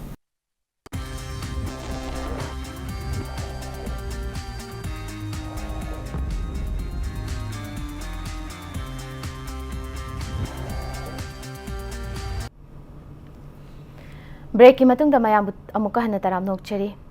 ꯉꯁꯤꯒꯤ ꯑꯩꯈꯣꯏꯒꯤ ꯍꯦꯜꯊ ꯂꯤꯡꯛꯀꯤ ꯍꯤꯔꯝ ꯑꯁꯤ ꯑꯩꯈꯣꯏꯅ ꯂꯧꯈꯠꯆꯔꯤꯕ ꯍꯤꯔꯝ ꯑꯁꯤ ꯆꯥꯏꯜꯗꯍꯨꯗ ꯕ꯭ꯂꯗ ꯀꯦꯟꯁꯔꯒꯤ ꯃꯇꯥꯡꯗꯅꯤ ꯍꯤꯔꯝ ꯑꯁꯤꯒꯤ ꯃꯇꯥꯡꯗ ꯂꯦꯡꯁꯤꯟꯕꯤꯔꯤꯕ ꯑꯦꯛꯁꯄꯔꯠ ꯑꯁꯤꯅ doctor Ngangbam ꯁꯣꯅꯥꯃꯅꯤ MD Pediatries Consultant Mothers Care Children Hospital and Research Centerni doctor ꯑꯩꯈꯣꯏꯅ ꯃꯈꯥ ꯇꯥꯅ ꯂꯥꯛꯆꯅꯤꯡꯉꯤꯕ ꯋꯥꯍꯪꯁꯦ ꯑꯩꯈꯣꯏꯒꯤ ꯑꯉꯥꯡ ꯑꯃꯅ ꯃꯥꯒꯤ ꯕ꯭ꯂꯗ ꯀꯦꯟꯁꯔ ꯂꯩꯔꯦ ꯍꯥꯏꯕꯁꯦ ꯃꯥꯒꯤ ꯂꯥꯏꯑꯣꯡꯁꯤ ꯀꯃꯥꯏꯅ ꯎꯠꯂꯛꯀꯅꯤ ꯑꯗꯨꯒ ꯑꯩꯈꯣꯏꯒꯤ ꯃꯦꯗꯤꯀꯦꯜ ꯅꯣꯂꯦꯖ ꯀꯌꯥ ꯂꯩꯇꯕ ꯈꯔ ꯋꯥꯠꯄ ꯃꯃꯥ ꯃꯄꯥ ꯑꯃꯅ ꯑꯉꯥꯡꯁꯤꯅ ꯀꯔꯤ ꯀꯔꯤ ꯃꯑꯣꯡ ꯎꯠꯂꯛꯑꯒꯗꯤ ꯑꯩꯈꯣꯏꯅ ꯃꯁꯤ ꯕ꯭ꯂꯗ ꯀꯦꯟꯁꯔꯒꯤ ꯂꯥꯏꯑꯣꯡꯅꯤ ꯑꯩꯈꯣꯏ ꯃꯁꯤ ꯆꯤꯡꯅꯅꯤꯡꯉꯥꯏ ꯑꯣꯏꯔꯦ ꯍꯥꯏꯕꯁꯦ ꯀꯃꯥꯏꯅ ꯈꯪꯒꯅꯤ ꯕ꯭ꯂꯗ ꯀꯦꯟꯁꯔ ꯑꯉꯥꯡꯁꯤꯡꯗ ꯕ꯭ꯂꯗ ꯀꯦꯟꯁꯔ ꯅꯥꯔꯦ ꯍꯥꯏꯕꯁꯤ ꯑꯩꯈꯣꯏ ꯂꯥꯏꯑꯣꯡ ꯍꯥꯏꯕ ꯇꯥꯔꯦ ꯀꯃꯥꯏꯅ ꯇꯧꯔꯒ ꯈꯪꯒꯅꯤ ꯀꯔꯝꯕ ꯃꯑꯣꯡꯗ ꯑꯩꯈꯣꯏꯗ ꯂꯥꯛꯏ ꯍꯥꯏꯕꯁꯤ ꯌꯥꯝꯅ ꯚꯦꯔꯤꯠ ꯑꯣꯏꯅ ꯑꯩꯈꯣꯏꯗ ꯄ꯭ꯔꯖꯦꯟ ꯇꯧꯔꯛꯄ ꯌꯥꯏ ꯑꯉꯥꯡꯁꯤꯅ ꯍꯥꯏꯕꯗꯤ ꯏꯆꯝ ꯆꯝꯕ ꯐꯤꯚꯔ ꯑꯩꯈꯣꯏꯅ ꯃꯌꯥꯝꯅ ꯂꯥꯏꯅꯁꯨ ꯂꯧꯅꯩ ꯐꯤꯚꯔꯁꯤ ꯃꯇꯝ ꯈꯔ ꯂꯥꯏꯑꯣꯡ ꯑꯉꯥꯡꯁꯦ ꯑꯗꯨꯝ ꯍꯧꯔꯦ ꯍꯥꯏꯔꯒ ꯁꯨꯝ ꯃꯇꯝ ꯀꯨꯏꯅ ꯊꯥ ꯑꯃ ꯑꯅꯤ ꯍꯤꯗꯥꯛ ꯈꯔ ꯁꯨꯝ ꯄꯤꯖꯕ ꯑꯗꯒꯤ ꯁꯨꯝ ꯐꯔꯒ ꯃꯇꯝ ꯈꯔ ꯂꯩꯔꯒ ꯑꯃꯨꯛꯇ ꯍꯧꯔꯛꯄ ꯁꯨꯃꯥꯏꯅ ꯐꯤꯚꯔ ꯌꯥꯝ ꯀꯨꯏꯅ ꯅꯥꯕ ꯌꯥꯝ ꯀꯨꯏꯅ ꯐꯤꯚꯔꯁ ꯇꯧꯔꯕ ꯑꯗꯒꯤ ꯑꯅꯤꯁꯨꯕꯗ ꯑꯩꯈꯣꯏꯅ ꯑꯉꯥꯡꯁꯤ ꯁꯔꯨ ꯆꯔꯥꯡꯁꯤꯡ ꯆꯠꯄ ꯈꯣꯠꯄ ꯉꯝꯃꯛꯇꯕ ꯁꯔꯨ ꯅꯥꯔꯛꯄ ꯏꯆꯝ ꯆꯝꯅ ꯆꯠꯇꯨꯅ ꯉꯝꯃꯕ ꯁꯥꯟꯅꯗꯨꯅ ꯉꯝꯃꯕ ꯑꯉꯥꯡ ꯑꯃꯅ ꯃꯔꯝ ꯁꯨꯡ ꯂꯩꯇꯅ ꯈꯣꯡ ꯊꯥꯡꯉꯨ ꯌꯥꯔꯛꯇ꯭ꯔꯕ ꯁꯥꯟꯅꯧ ꯌꯥꯔꯛꯇ꯭ꯔꯕ ꯑꯉꯥꯡꯁꯤ ꯌꯥꯝꯅ ꯇꯜꯂꯕ ꯍꯥꯟꯅꯒꯤ ꯃꯁꯥꯒꯤ ꯅꯣꯔꯃꯦꯜ ꯑꯦꯛꯇꯤꯚꯤꯇꯤ ꯇꯧꯔꯛꯄ ꯉꯝꯃꯛꯇ꯭ꯔꯕ ꯁꯤꯁꯨ ꯕ꯭ꯂꯗ ꯀꯦꯟꯁꯔ ꯑꯃꯒꯤ ꯂꯥꯏꯑꯣꯡ ꯑꯣꯏꯔꯛꯄ ꯌꯥꯏ ꯑꯗꯒꯤ ꯑꯇꯣꯞꯄ ꯑꯃꯅ ꯀꯩꯅꯣ ꯑꯉꯥꯡꯁꯤ ꯍꯥꯟꯅ ꯀꯨꯆꯨꯁꯤ ꯀꯨꯆꯨ ꯅꯤꯌꯣꯝ ꯆꯨꯝꯅ ꯉꯥꯡꯅ ꯂꯩꯔꯝꯕꯗꯒꯤ ꯀꯨꯆꯨ ꯉꯧꯁꯣꯛ ꯉꯧꯗꯅ ꯑꯉꯥꯡꯁꯦ ꯇꯥꯏꯐꯣꯏꯗ ꯃꯌꯥꯝꯅ ꯑꯗꯨꯝ ꯀꯨꯆꯨ ꯃꯃꯥ ꯃꯄꯥꯁꯤꯡꯅ ꯑꯗꯨꯝ ꯈꯪꯒꯅꯤ ꯀꯨꯆꯨꯁꯤ ꯌꯥꯝ ꯍꯣꯡꯉꯛꯑꯕ ꯅꯠꯇ꯭ꯔꯒ ꯀꯔꯤꯒꯨꯝꯕ ꯃꯐꯝꯗꯒꯤ ꯑꯉꯥꯡꯁꯦ ꯏ ꯊꯣꯛꯄ ꯌꯥꯎꯔꯕ ꯅꯥꯇꯣꯟꯗꯒꯤ ꯏ ꯊꯣꯛꯄꯅꯤ ꯈꯪꯗꯦ ꯃꯄꯥꯟ ꯊꯣꯛꯐꯝꯗꯒꯤ ꯏ ꯊꯣꯛꯄꯅꯤ ꯈꯪꯗꯦ ꯅꯠꯇ꯭ꯔꯒ ꯃꯈꯣꯡ ꯍꯥꯝꯕꯗ ꯏ ꯌꯥꯎꯔꯛꯄꯅꯤ ꯈꯪꯗꯦ ꯅꯠꯇ꯭ꯔꯒ ꯃꯁꯥꯁꯤꯗ ꯑꯩꯈꯣꯏ ꯑꯉꯥꯡꯕ ꯗꯣꯠ ꯗꯣꯠ ꯃꯆꯥ ꯊꯣꯛꯂꯛꯇꯅ ꯍꯥꯏꯕꯁꯤ ꯃꯁꯤꯁꯨ ꯏ ꯊꯣꯛꯄꯒꯤ ꯑꯩꯈꯣꯏ ꯈꯨꯗꯝ ꯑꯃꯅꯤ ꯁꯨꯃꯥꯏꯅ ꯇꯧꯗꯅ ꯏ ꯊꯣꯛꯂꯛꯄ ꯑꯃ ꯑꯗꯒꯤ ꯑꯇꯣꯞꯄ ꯑꯃꯅ ꯑꯉꯥꯡꯁꯤ ꯌꯥꯝ ꯇꯣꯏꯅ ꯃꯁꯥꯁꯤ ꯏꯟꯐꯦꯛꯁꯟ ꯇꯧꯔꯕ ꯍꯥꯏꯕꯗꯤ ꯑꯩꯈꯣꯏꯅ ꯉꯥꯏꯍꯥꯛ ꯂꯩꯔꯒ ꯂꯣꯛ ꯑꯃꯨꯛ ꯈꯨꯕ ꯉꯥꯏꯍꯥꯛ ꯂꯩꯔꯒ ꯃꯈꯣꯡ ꯑꯃꯨꯛ ꯍꯥꯝꯊꯕ ꯁꯨꯃꯥꯏꯅ ꯇꯧꯗꯅ ꯏꯟꯐꯦꯛꯁꯟꯁꯤ ꯌꯥꯝ ꯇꯣꯏꯅ ꯇꯧꯔꯕ ꯁꯤꯁꯨ ꯁꯨꯃꯥꯏꯅ ꯇꯧꯗꯅ ꯑꯩꯈꯣꯏ ꯑꯉꯥꯡꯁꯦ ꯑꯩꯈꯣꯏꯅ ꯑꯩꯈꯣꯏꯗ ꯂꯥꯛꯄ ꯌꯥꯏ ꯑꯗꯨꯅ ꯃꯔꯨꯑꯣꯏꯅ ꯌꯥꯝꯅ ꯃꯇꯝ ꯁꯥꯡꯅ ꯇ꯭ꯔꯤꯠꯃꯦꯟ ꯇꯧꯕꯗ ꯐꯠꯇ꯭ꯔꯕ ꯐꯤꯚꯔ ꯁꯔꯨ ꯅꯥꯔꯛꯄ ꯆꯠꯄ ꯈꯣꯠꯄ ꯉꯝꯃꯛꯇꯕ ꯑꯗꯒꯤ ꯑꯉꯥꯡꯁꯤꯗ ꯏ ꯊꯣꯛꯂꯛꯄ ꯌꯥꯝꯅ ꯇꯣꯏꯅ ꯃꯍꯤꯛꯁꯤꯅ ꯆꯪꯗꯅ ꯏꯟꯐꯦꯛꯁꯟ ꯇꯧꯔꯛꯑꯕ ꯑꯗꯒꯤ ꯏꯁꯤ ꯋꯥꯠꯂꯛꯑꯕ ꯀꯨꯆꯨ ꯍꯣꯡꯉꯛꯑꯕ ꯑꯗꯣ ꯑꯉꯥꯡꯁꯤ ꯃꯁꯥ ꯁꯣꯟꯖꯜꯂꯛꯑꯕ ꯍꯥꯟꯅ ꯇꯧꯔꯝꯂꯤꯕ ꯊꯕꯛꯇꯨ ꯇꯧꯕ ꯉꯝꯃꯛꯇ꯭ꯔꯕ ꯁ꯭ꯀꯨꯜ ꯆꯠꯂꯝꯕ ꯑꯉꯥꯡꯗꯨꯅ ꯁ꯭ꯀꯨꯜ ꯆꯠꯂꯨ ꯌꯥꯔꯛꯇ꯭ꯔꯕ ꯌꯥꯝ ꯇꯣꯏꯅ ꯋꯥꯈꯠꯂꯛꯑꯕ ꯑꯗꯒꯤ ꯑꯩꯈꯣꯏꯅ ꯁꯤ ꯃꯌꯥꯝꯁꯤꯡꯁꯤ ꯂꯩꯔꯒꯗꯤ ꯑꯩꯈꯣꯏꯅ ꯕ꯭ꯂꯗ ꯀꯦꯟꯁꯔꯅꯤ ꯍꯥꯏꯕꯒꯤꯗꯤ ꯅꯠꯇꯦ ꯇꯧꯕꯇꯕꯨ ꯑꯩꯈꯣꯏꯅ ꯀꯔꯤꯒꯤꯅꯣ ꯍꯥꯏꯕꯁꯦ ꯑꯩꯈꯣꯏꯅ ꯊꯤꯒꯠꯄ ꯑꯃ ꯗꯔꯀꯥꯔ ꯇꯥꯏ ꯇꯨꯃꯤꯟꯅ ꯁꯨꯝ ꯃꯇꯝ ꯂꯩꯕꯒꯤ ꯃꯍꯨꯠꯇ ꯃꯇꯝ ꯀꯩꯅꯣ ꯇꯧꯕꯒꯤ ꯃꯍꯨꯠꯇ ꯑꯩꯈꯣꯏꯅ ꯑꯉꯥꯡꯁꯤꯅ ꯁꯨꯃꯥꯏꯅ ꯇꯧꯔꯤꯁꯤ ꯀꯔꯤꯒꯤꯅꯣ ꯍꯥꯏꯕ ꯑꯃ ꯊꯤꯒꯠꯄ ꯗꯔꯀꯥꯔ ꯇꯥꯏ ꯑꯗꯒꯤ ꯑꯇꯣꯞꯄ ꯈꯤꯇꯪ ꯇꯥꯡꯕ ꯃꯑꯣꯡꯗꯁꯨ ꯑꯉꯥꯡ ꯑꯩꯈꯣꯏꯗ ꯄ꯭ꯔꯖꯦꯟ ꯇꯧꯔꯛꯄ ꯌꯥꯎꯏ ꯑꯩꯈꯣꯏꯅ ꯁꯦ ꯃꯤꯠꯁꯤ ꯏꯆꯝ ꯆꯝꯅ ꯀꯩꯅꯣ ꯇꯧꯔꯝꯕꯗꯒꯤ ꯃꯤꯠ ꯁꯦꯞꯄꯛꯄꯒꯨꯝꯕ ꯅꯠꯇ꯭ꯔꯒ ꯑꯩꯈꯣꯏꯅ ꯐꯦꯁꯤꯌꯦꯜ ꯄꯥꯜꯁꯤ ꯍꯥꯏꯗꯅ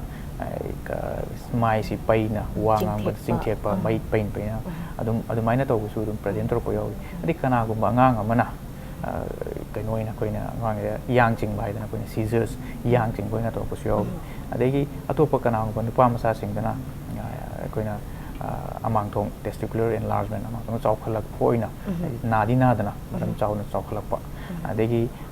ꯑꯇꯣꯞꯄ ꯃꯃꯥ ꯃꯄꯥꯁꯤꯡꯅꯗꯤ ꯊꯦꯡꯅꯕꯗ ꯈꯤꯇꯪ ꯃꯈꯣꯏꯅꯗꯤ ꯊꯦꯡꯅꯕꯗꯣ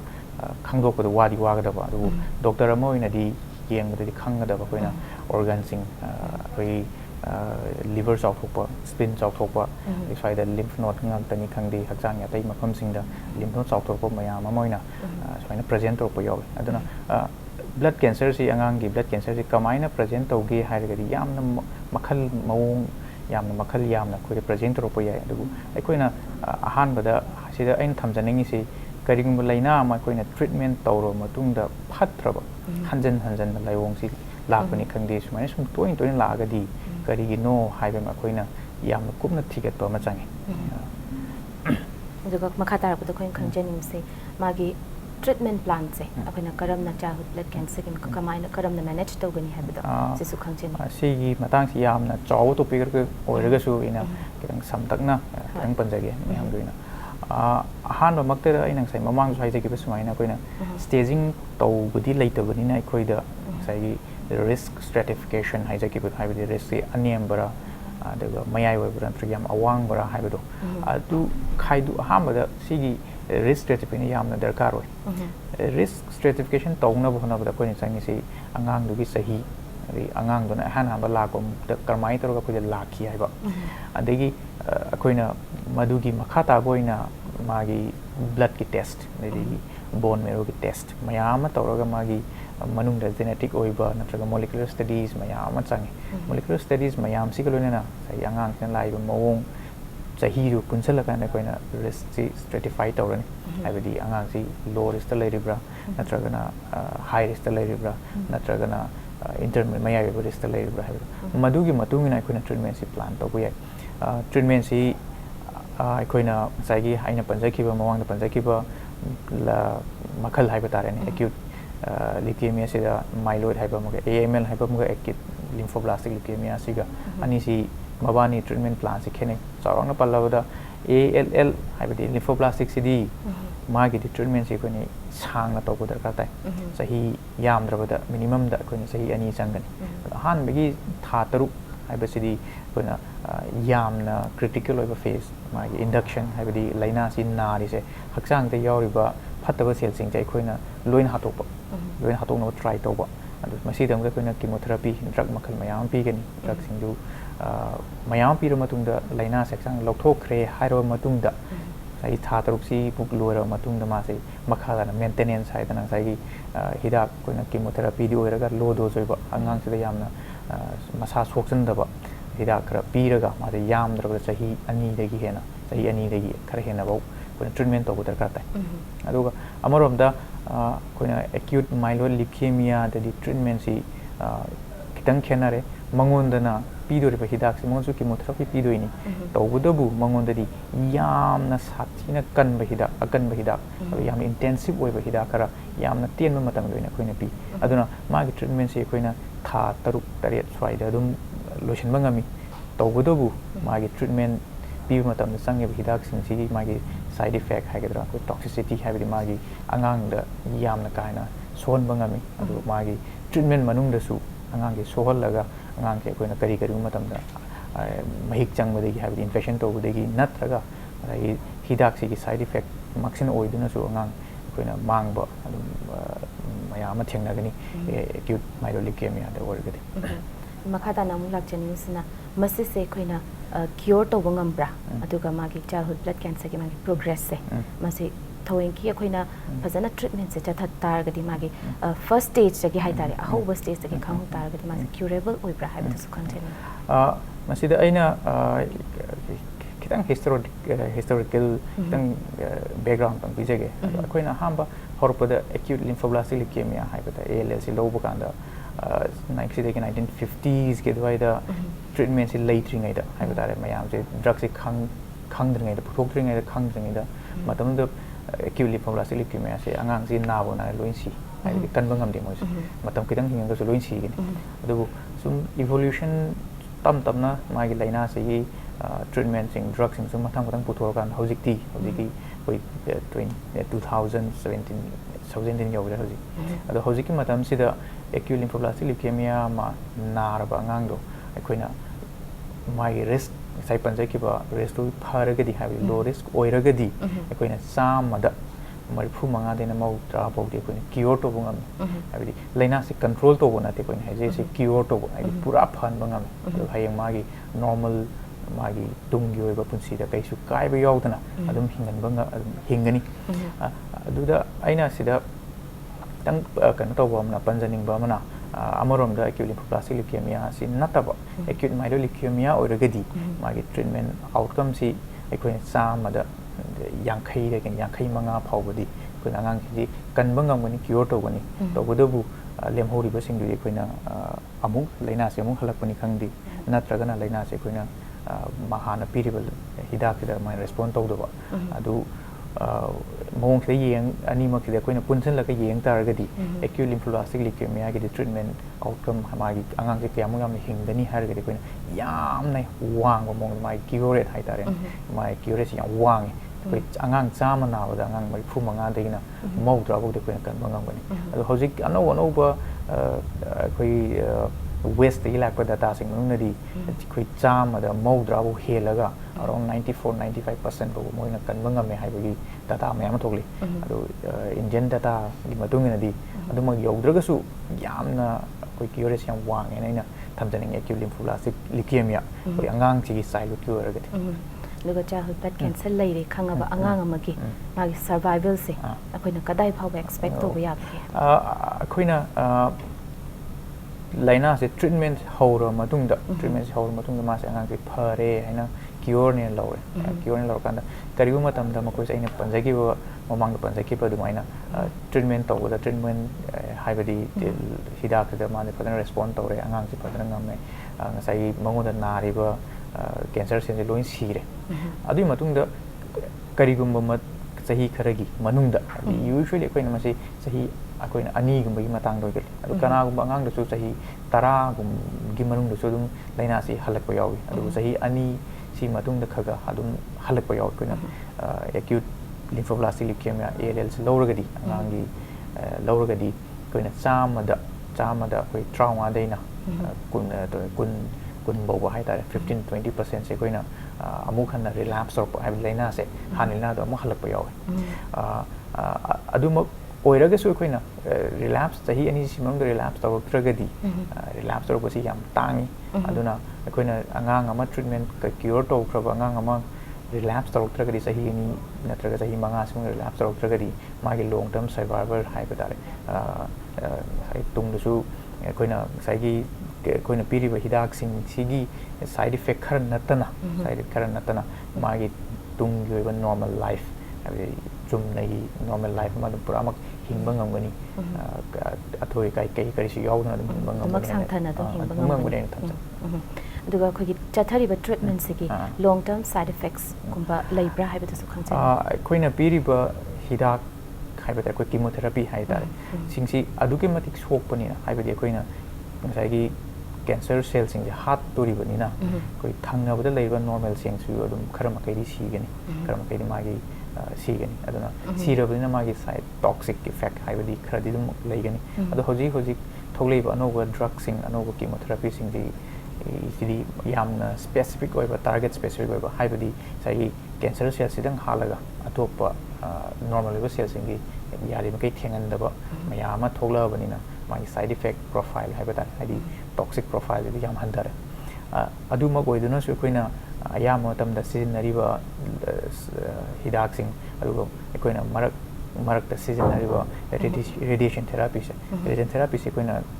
sisu childhood kenogi part amani treatment part amani makoi ni sinarakan hayeng kona tung koina si tholak pa ya side effect khitang khadi lei se yan hamara koina angang gi endocrine haibada koi chawba mai long term growth sida khadak tholok pa yai adagi endocrine problem koi se thyroid ki problem adagi mai growth hormone ki problem sumai ton khara tholok pa yai adagi atopa mana khwai dagi koina section ga do ba do tung da kiningai oi ba mai side effect hairagadi mai ngasai akoina karim radiation go pi taragadi angang cha hayeng chahi khal le rakanda amuk atopa cancer ma ai dai blood cancer sina to atopa cancer ma narak pagi risk leibra hai basin kharama khidi le koina sibo koina second neoplasm haidana sahi kharagi tumda radiation pi rakanda atopa ma pham da koina cancer ka tholok pa yaw sisu yamna ꯃꯥꯒꯤ ꯔꯤꯁꯤ ꯌꯥꯝ ꯅꯦꯝꯃꯒꯁꯨ ꯈꯔ ꯃꯈꯩꯗꯤ ꯂꯩ ꯑꯩꯅ ꯊꯝꯖꯅꯤꯡꯉꯤ ꯑꯗꯨꯒ doctor ꯑꯩꯈꯣꯏꯅ ꯃꯈꯥ ꯇꯥꯕꯗ ꯈꯪꯖꯅꯤꯡꯉꯤꯕꯁꯤ ꯃꯅꯤꯄꯨꯔꯁꯦ ꯃꯦꯗꯤꯀꯦꯜ ꯐꯦꯁꯤꯂꯤꯇꯤ ꯌꯥꯝꯅ ꯆꯥꯎꯈꯠꯂꯦ ꯆꯥꯎꯈꯠꯄꯁꯤꯗ ꯑꯩꯈꯣꯏꯒꯤ ꯆꯥꯡ ꯅꯦꯝꯖꯔꯒꯁꯨ ꯑꯁꯤꯒꯨꯝꯕ ꯂꯥꯏꯅꯥꯁꯤ ꯅꯥꯕ ꯑꯉꯥꯡ ꯂꯩ ꯇꯥꯔꯒꯗꯤ ꯑꯩꯈꯣꯏꯅ ꯀꯗꯥꯏ ꯐꯥꯎꯕ ꯃꯥꯒꯤ ꯑꯩꯈꯣꯏꯒꯤ ꯐꯦꯁꯤꯂꯤꯇꯤꯁꯦ ꯀꯗꯥꯏ ꯐꯥꯎꯕ ꯃꯄꯥꯟꯗ ꯁꯨꯡꯆꯠ ꯆꯠꯇꯕꯤꯗ ꯑꯩꯈꯣꯏꯒꯤ ꯃꯅꯤꯄꯨꯔ ꯃꯅꯨꯡꯁꯤꯗ ꯀꯗꯥꯏ ꯐꯥꯎꯕ ꯐꯦꯁꯤꯂꯤꯇꯤ ꯄꯤꯕ ꯇ꯭ꯔꯤꯠꯃꯦꯟ ꯄꯤꯕ ꯉꯝꯕꯒꯤ ꯆꯥꯡꯁꯦ ꯀꯗꯥꯏ ꯐꯥꯎꯕ ꯂꯩꯔꯤꯕꯒꯦ ꯍꯥꯏꯕ ꯁꯤꯗ ꯑꯩꯅ ꯊꯝꯖꯅꯤꯡꯉꯤꯁꯤ ꯑꯍꯥꯟꯕꯗ ꯑꯉꯥꯡ ꯑꯃ ꯑꯩꯈꯣꯏꯅ ꯕ꯭ꯂꯗ ꯀꯦꯟꯁꯔ ꯆꯥꯏꯜꯍꯨꯗ ꯕ꯭ꯂꯗ ꯀꯦꯟꯁꯔꯅꯤ ꯍꯥꯏꯅ ꯂꯥꯛꯄ ꯇꯥꯔꯒꯗꯤ ꯉꯁꯥꯏꯒꯤ ꯑꯩꯈꯣꯏꯅ ꯍꯥꯏꯖꯅꯤꯡꯉꯤꯕ ꯑꯩꯅ ꯑꯍꯥꯟꯕꯗ ꯇ꯭ꯔꯤꯠꯃꯦꯟ ꯍꯧꯗ꯭ꯔꯤꯉꯩꯗ ꯍꯥꯏꯖꯈꯤꯕ ꯁꯨꯃꯥꯏꯅ ꯃꯥꯏ ꯔꯤꯁꯛ ꯁ꯭ꯇ꯭ꯔꯦꯇꯤꯐꯤꯀꯦꯁꯟ ꯍꯥꯏꯗꯅ ꯍꯥꯏꯗꯤ ꯑꯉꯥꯡꯁꯦ ꯂꯣ ꯔꯤꯁꯛ ꯏꯟꯇꯔꯃꯤꯗꯤꯌꯦꯠ ꯔꯤꯁꯛ ꯅꯠꯇ꯭ꯔꯒ ꯍꯥꯏ ꯔꯤꯁꯛꯅ ꯈꯥꯏꯗꯣꯛꯀꯅꯤ ꯑꯗꯨꯗ ꯍꯥꯏ ꯔꯤꯁꯛ ꯑꯣꯏꯕ ꯍꯥꯏꯕꯗꯤ ꯌꯥꯝꯅ ꯔꯤꯁꯛ ꯋꯥꯡꯕ ꯑꯉꯥꯡꯁꯤꯡꯁꯤꯗꯤ ꯑꯩꯈꯣꯏꯅ ꯍꯌꯦꯡ ꯀꯣꯟꯅ ꯃꯥꯒꯤ ꯍꯤꯗꯥꯛꯁꯤ ꯄꯤꯔꯕ ꯃꯇꯨꯡꯗ ꯂꯥꯏꯅꯥꯁꯤ ꯀꯟꯇ꯭ꯔꯣꯜ ꯇꯧꯔꯦ ꯂꯥꯏꯅꯥꯁꯤ ꯌꯥꯎꯗ꯭ꯔꯦ ꯍꯥꯏꯔ ꯃꯇꯨꯡꯗ ꯃꯥꯗꯤ ꯍꯌꯦꯡ ꯀꯣꯟꯅ ꯕꯣꯟ ꯃꯦꯔꯣ ꯇ꯭ꯔꯥꯟꯁꯄ꯭ꯂꯥꯟ ꯑꯃ ꯇꯧꯗ꯭ꯔꯒꯗꯤ ꯑꯃꯨꯛ ꯍꯟꯅ ꯃꯥꯁꯦ ꯂꯥꯏꯅꯥ ꯁꯜꯂꯛꯄꯒꯤ ꯃꯥꯏ ꯔꯤꯁꯛ ꯌꯥꯝ ꯋꯥꯡꯕꯅꯤꯅ ꯕꯣꯟ ꯃꯦꯔꯣ ꯇ꯭ꯔꯥꯟꯁꯄ꯭ꯂꯥꯟ ꯑꯃ ꯇꯧꯕꯒꯤ ꯗꯔꯀꯥꯔ ꯇꯥꯏ ꯍꯤꯔꯝꯁꯤꯗ ꯑꯩꯅ ꯄꯟꯖꯅꯤꯡꯕ ꯑꯃꯅ ꯑꯩꯈꯣꯏꯒꯤ ꯁ꯭ꯇꯦꯠꯁꯤꯗ ꯕꯣꯟ ꯃꯦꯔꯣ ꯇ꯭ꯔꯥꯟꯁꯄ꯭ꯂꯥꯟꯃꯛꯀꯤ ꯐꯦꯁꯤꯂꯤꯇꯤꯃꯛ ꯂꯩꯇ꯭ꯔꯤꯕꯅꯤꯅ ꯉꯁꯥꯏꯒꯤ ꯍꯥꯏ ꯔꯤꯁꯛ ꯀꯥꯡꯕꯨꯁꯤꯗꯤ ꯍꯥꯏ ꯔꯤꯁꯛꯁꯤ ꯌꯥꯝ ꯋꯥꯡꯕ ꯅꯠꯇꯦ ꯆꯥꯝꯃꯗ ꯁꯦ ꯑꯩꯈꯣꯏꯅ 20 ꯅꯠꯇ꯭ꯔꯒ 30 ꯑꯣꯏꯔꯝꯕ ꯌꯥꯏ ꯑꯉꯥꯡ ꯆꯥꯝꯃ ꯅꯥꯔꯛꯄꯗ ꯁꯨꯃꯥꯏꯅ ꯅꯥꯔꯛꯄ ꯀꯥꯡꯕꯨꯁꯤꯗꯤ ꯑꯩꯈꯣꯏꯅ ꯕꯣꯟ ꯃꯦꯔꯣ ꯇ꯭ꯔꯥꯟꯁꯄ꯭ꯂꯥꯟꯒꯤ ꯗꯔꯀꯥꯔ ꯑꯣꯏꯔꯛꯀꯅꯤ ꯑꯇꯣꯞꯄ ꯇ꯭ꯔꯥꯟꯁꯄ꯭ꯂꯥꯟ ꯐꯦꯁꯤꯂꯤꯇꯤ ꯂꯩꯕ ꯃꯐꯝꯗ ꯁ꯭ꯇꯦꯝ ꯁꯦꯜ ꯇ꯭ꯔꯥꯟꯁꯄ꯭ꯂꯥꯟ ꯇꯧꯕ ꯗꯔꯀꯥꯔ ꯑꯣꯏꯔꯛꯀꯅꯤ ꯑꯗꯨ ꯅꯠꯇꯕ ꯉꯁꯥꯏ ꯂꯣ ꯔꯤꯁꯛ ꯍꯥꯏꯕꯗꯤ ꯇ꯭ꯔꯤꯠꯃꯦꯟꯗ ꯐꯖꯅ ꯔꯦꯁꯄꯣꯟ ꯇꯧꯕ ꯍꯌꯦꯡ ꯀꯣꯟꯅ ꯇꯨꯡ ꯀꯣꯏꯅ ꯑꯃꯨꯛ ꯔꯤꯂꯥꯞꯁ ꯇꯧꯔꯛꯄꯒꯤ ꯔꯤꯁꯛ ꯅꯦꯝꯕ ꯑꯁꯤꯒꯨꯝꯕ ꯀꯥꯡꯕꯨ ꯍꯥꯏꯕꯁꯤ ꯃꯈꯣꯏꯁꯤꯅ ꯃꯦꯛꯁꯤꯃꯝ ꯍꯥꯏꯗꯤ ꯃꯣꯏ ꯄꯔꯁꯦꯟꯇꯦꯖ ꯑꯣꯏꯗꯣꯔꯤꯅꯤ ꯑꯗꯨ ꯁꯤꯒꯨꯝꯕ ꯑꯉꯥꯡꯁꯤꯡꯁꯤꯗꯤ ꯑꯩꯈꯣꯏꯅ ꯌꯨꯝꯗꯁꯨ ꯃꯅꯤꯄꯨꯔꯗꯁꯨ ꯇ꯭ꯔꯤꯠꯃꯦꯟ ꯇꯧꯕꯗ ꯅꯤꯌꯣꯝ ꯆꯨꯝꯅ ꯑꯩꯈꯣꯏꯅ ꯄꯤꯒꯗꯕ ꯍꯤꯗꯥꯛꯁꯤꯡ ꯀꯔꯝꯕ ꯃꯇꯝ ꯗꯣꯁ ꯁꯨꯅ ꯑꯗꯒꯤ ꯃꯥꯒꯤ ꯄꯤꯒꯗꯕ ꯗ꯭ꯌꯨꯔꯦꯁꯟ ꯁꯨꯅ ꯂꯣꯏꯅꯃꯛ ꯐꯖꯅ ꯄꯤꯕ ꯑꯩꯈꯣꯏꯅ ꯑꯗꯨ ꯐꯦꯁꯤꯂꯤꯇꯤꯁꯨ ꯍꯧꯖꯤꯛ ꯂꯩꯖꯔꯦ ꯑꯗꯨꯃꯛ ꯇ꯭ꯔꯤꯠꯃꯦꯟꯁꯤ ꯇꯧꯔꯒ ꯍꯧꯖꯤꯛꯃꯛ ꯑꯩꯈꯣꯏꯅ ꯔꯦꯃꯤꯁꯟ ꯍꯥꯏꯕꯗꯤ ꯑꯍꯥꯟꯕꯒꯤ ꯌꯥꯝꯅ ꯑꯩ ꯃꯃꯥꯡꯗ ꯄꯟꯖꯈꯤꯕ ꯊꯥ 6ꯇ ꯌꯥꯝꯅ ꯔꯦꯃꯤꯁꯟ ꯏꯟꯗꯛꯁꯟ ꯍꯥꯏꯗꯅ ꯌꯥꯝꯅ ꯇꯣꯛꯁꯤꯛ ꯑꯣꯏꯕ ꯐꯦꯖ ꯂꯥꯟꯊꯣꯛꯈꯤꯕ ꯑꯩꯈꯣꯏꯅ ꯃꯦꯟꯇꯦꯅꯦꯟꯁ ꯐꯦꯖꯗ ꯍꯧꯖꯤꯛ ꯑꯉꯥꯡꯁꯦ ꯀ꯭ꯌꯣꯔ ꯇꯧꯔꯕ ꯍꯥꯏꯕꯃꯛꯇꯤ ꯅꯠꯇ꯭ꯔꯒꯁꯨ ꯑꯉꯥꯡꯁꯦ ꯂꯥꯏꯅꯥ ꯌꯥꯎꯗ꯭ꯔꯕ ꯑꯉꯥꯡ ꯃꯦꯟꯇꯦꯅꯦꯟꯁ ꯐꯦꯖꯗ ꯂꯩꯕ ꯑꯉꯥꯡ ꯐꯥꯎꯕ ꯑꯗꯨꯝ ꯑꯩꯈꯣꯏ ꯂꯩꯖꯔꯦ ꯑꯉꯥꯡꯁꯤꯡ ꯑꯗꯨꯝ ꯀ꯭ꯌꯣꯔ ꯇꯧꯕ ꯉꯝꯃꯦ ꯍꯥꯏꯅ ꯑꯩꯅ ꯃꯌꯥꯝꯗ ꯋꯥꯐꯝꯗ ꯊꯝꯖꯔꯤ ꯗꯣꯛꯇꯔ ꯃꯇꯝꯁꯨ ꯂꯣꯏꯁꯤꯜꯂꯛꯂꯦ ꯑꯔꯣꯏꯕꯗ ꯑꯩꯈꯣꯏꯅ ꯈꯪꯖꯅꯤꯡꯉꯤꯕꯁꯦ ꯑꯩꯈꯣꯏꯒꯤ ꯁꯤꯒꯨꯝꯕ ꯍꯤꯔꯝꯁꯤꯒꯤ ꯃꯇꯥꯡꯗ ꯃꯔꯨꯑꯣꯏꯅ ꯃꯃꯥ ꯃꯄꯥꯁꯤꯡꯗ ꯑꯗꯨꯒ ꯍꯦꯜꯊ ꯀꯦꯌꯔ ꯄ꯭ꯔꯣꯚꯥꯏꯗꯔ ꯂꯩꯔꯤꯕꯁꯤꯡꯁꯤꯗ ꯁꯤꯒ ꯃꯔꯤ ꯂꯩꯅꯕꯁꯤꯡꯁꯤꯗ ꯗꯣꯛꯇꯔꯅ ꯑꯔꯣꯏꯕ ꯑꯣꯏꯅ ꯃꯦꯁꯦꯖ ꯑꯃ ꯄꯤꯕꯤꯌꯨ ꯑꯩꯅ ꯃꯇꯥꯡꯁꯤꯗ ꯃꯔꯨꯑꯣꯏꯅ ꯃꯃꯥ ꯃꯄꯥꯁꯦ ꯑꯩꯈꯣꯏ ꯄꯦꯔꯦꯟꯁꯁꯤꯡꯗ ꯍꯝꯖꯅꯤꯡꯕ ꯑꯃꯅ ꯑꯩꯈꯣꯏꯅ ꯋꯥꯈꯜꯗ ꯑꯩꯈꯣꯏꯁꯨ ꯑꯉꯥꯡꯅ ꯇꯥꯔꯛꯄꯗ ꯕ꯭ꯂꯗ ꯀꯦꯟꯁꯔ ꯅꯥꯔꯒꯗꯤ ꯑꯩꯈꯣꯏꯅ ꯋꯥꯈꯜꯁꯤ ꯍꯣꯞꯁꯤ ꯎꯗꯕ ꯑꯁꯥꯁꯤ ꯎꯗꯕ ꯀꯔꯤꯝ ꯇꯧꯕ ꯉꯝꯃꯔꯣꯏꯅ ꯈꯟꯕꯒꯤ ꯋꯥꯈꯜ ꯑꯃ ꯑꯩꯈꯣꯏ ꯁꯨꯝ ꯍꯧꯖꯤꯛꯁꯨ ꯃꯌꯥꯝ ꯑꯃ ꯊꯦꯡꯅꯕ ꯑꯩꯈꯣꯏꯅ ꯄꯦꯔꯦꯟꯁꯁꯤꯡ ꯊꯦꯡꯅꯕ ꯑꯗꯨꯝ ꯃꯌꯥꯝ ꯊꯦꯡꯅꯩ ꯑꯗꯨ ꯑꯩꯈꯣꯏꯅ ꯑꯉꯥꯡꯒꯤ ꯕ꯭ꯂꯗ ꯀꯦꯟꯁꯔꯁꯤꯗꯤ ꯁ꯭ꯄꯦꯁꯤꯐꯤꯀꯦꯂꯤ ꯑꯩꯈꯣꯏꯅ ALL ꯑꯩꯅ ꯑꯦꯀ꯭ꯌꯨꯠ ꯂꯤꯝꯐꯣꯕ꯭ꯂꯥꯁꯇꯤꯛ ꯂꯤꯎꯀꯦꯃꯤꯌꯥ ꯁꯤꯗꯤ ꯑꯩꯈꯣꯏꯅ ꯃꯥꯒꯤ ꯀ꯭ꯌꯨꯔꯦꯁꯦ ꯑꯗꯨꯛꯀꯤ ꯃꯇꯤꯛ ꯐꯔꯦ ꯑꯩꯅ ꯍꯧꯖꯤꯛ ꯍꯥꯏꯖꯔꯤꯁꯦ ꯆꯥꯝꯃꯗ ꯑꯩꯈꯣꯏ 35ꯗꯩꯅ 60 ꯐꯥꯎ ꯑꯩꯈꯣꯏ ꯀꯟꯕ ꯉꯝꯃꯤ ꯀ꯭ꯌꯨꯔ ꯇꯧꯕ ꯉꯝꯃꯤ ꯀꯟꯇ꯭ꯔꯣꯜ ꯇꯧꯕ ꯅꯠꯇꯕ ꯑꯩꯈꯣꯏꯅ ꯀ꯭ꯌꯨꯔ ꯇꯧꯕ ꯉꯝꯃꯦ ꯍꯥꯏꯕꯁꯦ ꯑꯩꯅ ꯃꯣꯏ ꯄꯦꯔꯦꯟꯁꯁꯤꯡ ꯐꯝ ꯊꯝꯖꯅꯤꯡꯉꯤ ꯍꯥꯏꯕꯗꯤ ꯕ꯭ꯂꯗ ꯀꯦꯟꯁꯔ ꯅꯥꯔꯦꯅ ꯑꯩꯈꯣꯏ ꯋꯥꯈꯜꯁꯤ ꯌꯥꯝꯅꯃꯛ ꯋꯥꯈꯜ ꯁꯣꯟꯊꯗꯅ ꯑꯁꯥ ꯎꯗꯕ ꯍꯣꯞ ꯎꯗꯕ ꯁꯤꯃꯛ ꯇꯧꯕꯤꯒꯅꯨ ꯃꯇꯝ ꯆꯥꯅ ꯇ꯭ꯔꯤꯠꯃꯦꯟ ꯅꯤꯌꯣꯝ ꯆꯨꯝꯅ ꯇꯧꯔꯒꯗꯤ ꯑꯩꯈꯣꯏ ꯑꯉꯥꯡꯁꯤꯡꯗꯣ ꯍꯥꯟꯅ ꯂꯩꯔꯝꯃꯤꯕ ꯄꯨꯟꯁꯤꯗ ꯑꯗꯨꯃꯛ ꯄꯨꯔꯛꯄ ꯉꯝꯒꯅꯤ ꯑꯗꯒꯤ ꯑꯇꯣꯞꯄ ꯑꯃꯅ ꯑꯩꯈꯣꯏꯅ ꯇ꯭ꯔꯤꯠꯃꯦꯟ ꯇꯧꯔꯕ ꯀꯔꯤꯒꯨꯝꯕ ꯃꯔꯝꯗꯒꯤ ꯑꯉꯥꯡꯁꯤ ꯃꯁꯥ ꯁꯥꯔꯦ ꯅꯠꯇ꯭ꯔꯒ ꯀꯔꯤꯒꯨꯝꯕ ꯂꯥꯏꯅꯥ ꯑꯃ ꯁꯨꯝ ꯅꯥꯕꯗꯒꯤ ꯐꯠꯇ꯭ꯔꯦ ꯍꯥꯏꯅ ꯁꯨꯝ ꯂꯩꯊꯣꯛꯄ ꯇꯥꯔꯒꯗꯤ ꯑꯩꯈꯣꯏꯅ ꯍꯥꯏ ꯏꯟꯗꯦꯛꯁ ꯑꯣꯐ ꯁꯁꯄꯤꯁꯟ ꯍꯥꯏꯗꯅ ꯆꯤꯡꯅꯔꯒꯗꯤ ꯃꯇꯝ ꯆꯥꯅ ꯑꯉꯥꯡꯁꯤ ꯋꯥꯔꯛꯑꯞ ꯇꯧꯕꯤꯗꯅ ꯊꯤꯒꯠꯄꯤꯗꯅ ꯏꯟꯚꯦꯁꯇꯤꯒꯦꯠ ꯇꯧꯕꯤꯗꯅ ꯃꯇꯝ ꯆꯥꯅ ꯊꯤꯒꯠꯄꯤꯔꯒꯗꯤ ꯑꯩꯈꯣꯏ ꯁꯨꯝꯕ ꯈꯪꯕ ꯉꯝꯍꯧꯗꯕ ꯀꯦꯁ ꯃꯌꯥꯝ ꯑꯃ ꯌꯥꯎꯔꯝꯒꯅꯤ ꯑꯗꯨ ꯊꯤꯒꯠꯄꯤꯔꯒꯗꯤ ꯑꯩꯈꯣꯏꯅ ꯄꯣꯠꯁꯤ ꯆꯥꯏꯜꯍꯨꯗ ꯕ꯭ꯂꯗ ꯀꯦꯟꯁꯔꯁꯤ ꯅꯥꯔꯦ ꯍꯥꯏꯕꯗꯨ ꯈꯪꯉꯒꯗꯤ ꯅꯤꯌꯣꯝ ꯆꯨꯝꯅ ꯃꯇꯝ ꯆꯥꯅ ꯇ꯭ꯔꯤꯠꯃꯦꯟ ꯍꯧꯔꯒꯗꯤ ꯌꯥꯝ ꯑꯗꯨꯝ ꯀꯟꯕ ꯉꯝꯕ ꯌꯥꯝꯅ ꯃꯥꯒꯤ ꯄ꯭ꯔꯣꯒꯅꯣꯁꯤꯁ ꯌꯥꯝ ꯐꯕ ꯀ꯭ꯌꯨꯔ ꯌꯥꯝ ꯋꯥꯡꯕ ꯂꯥꯏꯅꯥꯅꯤꯅ ꯊꯝꯖꯅꯤꯡꯉꯤ ꯑꯗꯨꯒ ꯑꯇꯣꯞꯄ ꯑꯃꯅ ꯑꯩꯈꯣꯏꯅ ꯄ꯭ꯔꯥꯏꯃꯥꯔꯤ ꯍꯦꯜꯊ ꯀꯦꯌꯔ ꯀꯩꯅꯣꯁꯤꯡꯗ ꯑꯩꯈꯣꯏꯅ ꯄ꯭ꯔꯥꯏꯃꯥꯔꯤ ꯐꯤꯖꯤꯁꯤꯌꯟꯁꯤꯡꯗ ꯑꯗꯨꯒ ꯖꯦꯅꯔꯦꯜ ꯄ꯭ꯔꯦꯛꯇꯤꯁꯅꯔ ꯑꯣꯏꯅ ꯄ꯭ꯔꯦꯛꯇꯤꯁ ꯇꯧꯕꯤꯔꯤꯕ ꯗꯣꯛꯇꯔꯁꯤꯡꯗ ꯑꯩꯅ ꯊꯝꯖꯅꯤꯡꯕ ꯑꯃꯅ ꯑꯩꯈꯣꯏꯅ ꯑꯉꯥꯡꯁꯤꯡꯁꯤ ꯀꯔꯤꯒꯨꯝꯕꯗ ꯑꯩꯅ ꯉꯁꯥꯏ ꯃꯑꯣꯡꯗ ꯄꯟꯖꯈꯤꯕ ꯁꯤꯝꯇꯝꯁꯤꯡ ꯑꯗꯨꯒ ꯈ꯭ꯋꯥꯏ ꯃꯔꯨ ꯑꯣꯏꯅ ꯑꯉꯥꯡꯁꯤ ꯂꯥꯏꯅꯥꯗꯤ ꯅꯥꯔ ꯀꯔꯤꯅꯣ ꯈꯪꯗ꯭ꯔꯦ ꯂꯥꯏꯑꯣꯡ ꯈꯪꯗ꯭ꯔꯦ ꯑꯉꯥꯡꯁꯤ ꯇ꯭ꯔꯤꯠꯃꯦꯟ ꯇꯧꯕꯗ ꯔꯦꯁꯄꯣꯟ ꯇꯧꯗ꯭ꯔꯦ ꯍꯥꯏꯔꯒꯗꯤ ꯈꯤꯇꯪ ꯃꯥꯒꯤ ꯑꯉꯥꯡꯁꯤ मागी डायग्नोस तौब ngamgadaba मागी लाइओंग से खंगदोक ngamgadaba टेस्ट तौब ngamgadaba सेंटर अमदा kadang tuna amuk thabiraga habdi refer tobiraga karino habdi khangdokpa ngamagadi akoina hena akoina pick up tawong ngamhodaba haidi mawang laina sin naragasu mawangda khanghodana adum leikidaba akoina song khanghodaba casing soidon leramgani aina thajai adu singmo mayam se akoina yaudana ba posi kadang tuna refer tobiraga test tawba yaba khangdokpam yawa phang test tobiraga thidokpiragadi akoina laina se akoina miss tahoroi aduga angang singjida hayang tung koina treatment नियम चुन तहौरगा तुम कोई life अमा दुम पीव ngамगनी हाइबसेगिना general practitioner सिंग थमजनी याम नुंगाइजरे doctor की चिल्लबा मतम क्या काइथोकपिदना childhood blood cancer की मतंगदा खोइदा कानरबो वाफुं क्या ताकपीबा की तमंगदा थागचरी थैंक यू मतंग असिदा इम्पैक्ट टीवी की हेलिंग लोइसनजरे मथंगी चयोलदा अतोपा हेल्थ की हिरमंगो लोइनना इम्पैक्ट टीवी की हेलिंग पुदुना लाक्चगे ngasigidamakta de adom gi hospital Bidyarani Thingujamna पुनमक्तगी काइननब याथंग निजरी पिनबिरसी।